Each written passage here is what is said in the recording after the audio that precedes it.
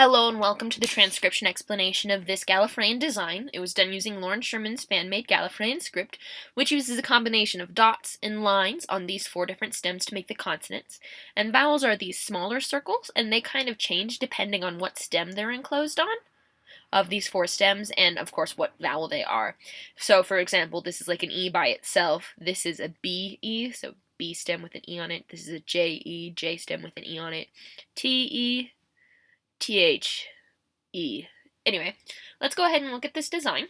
This key makes most sense in practice. So Sherman's version of Gallifreyan is read bottom counterclockwise. So here's our bottommost word. Well, this double line is our words, our sentence circle. It kind of contains our phrase or our idea. And this is our first word. It's at the bottom of our sentence circle. And this is our first letter because it's the first one you hit counterclockwise across the middle. And it is a circle inside the line of the word circle. So this is the word circle line, and this is the stem inside of it. And there's 1, 2, 3 lines ending on it. Now, lines that pass through don't count, and the thickness, and curvature of the lines do not matter. So 3 lines on that stem is an M. And now we have our next letter. This is a smaller circle, so it's a vowel, and it's right in that middle of the consonant. So right in the middle of the consonant is an E, so like J-E, M stem is a J stem, and then there's 1 line coming from it. Now, I's are in the same position and U's are in the same position as E's, except I's have a line going towards the middle, and U's have a line going towards the outside. So if this is like the arc where like everywhere here is outside and everywhere here is inside, any line coming from this direction would be an I, but any line coming from this direction would be a U. So this is an I because it goes more towards the middle than towards the outside. And then we have, continuing around, our next letter.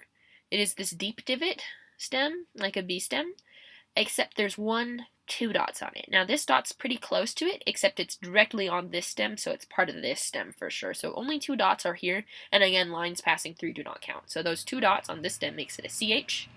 Continuing around. Shucks, yay. This is an A.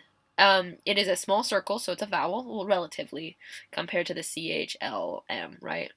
And it's outside the word circle, so it's an A, hanging outside the word circle. A, and then we have an E on the line of the word circle. And you can erase the lines that pass underneath consonants and vowels if you want, because we know that this is the word circle and it can't be any decoration lines. Anyway, this is our last letter in this word, and it is a circle inside our word circle with 3 dots. 1, 2, 3 dots. So that is an L. M, I, C, H, A, E. L. That's our first word. Here's our next word. This is the word circle line. Again, these are just lines from the M and Michael. Or Mitchell. I've never known between those 2. And we have this stem. So this is a 50% or less completed circle, so it's just an arc or a shallow divot. And there's 1 dot, 2 dots. This dot is kind of ambiguous between this one and this one, except it is closer here than here. So we know it's part of this word.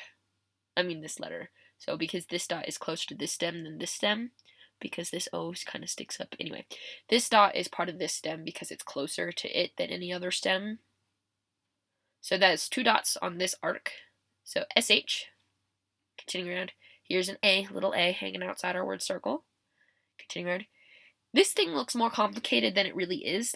I just curved this line from the P. So anyway, here we have our consonant stem. It's a circle inside the circle with 2 lines. So that is a P. 1 line, 2 line. Again, this one passes through, so it doesn't count. And then we have a little circle vowel right in the middle of it. So it's in this position, this position, this position, with a line going directly towards the center. So it's a very obvious I. So P-I, continue around. Here we have our next stem. We knew that this dot was part of this consonant stem. So this dot is part of this consonant stem. 1, 2, 3 dots on a shallow divot. That is an R. And then we have a small circle on the line of our consonant stem. So if this is consonant stems, right? A's are outside, E's, I's, U's in the middle. O's are on the line of the consonant stem towards the middle. So again, on an R stem, it looks like this. So that is an O. And that is our last word of the 2 words. So Shapiro. Sweet.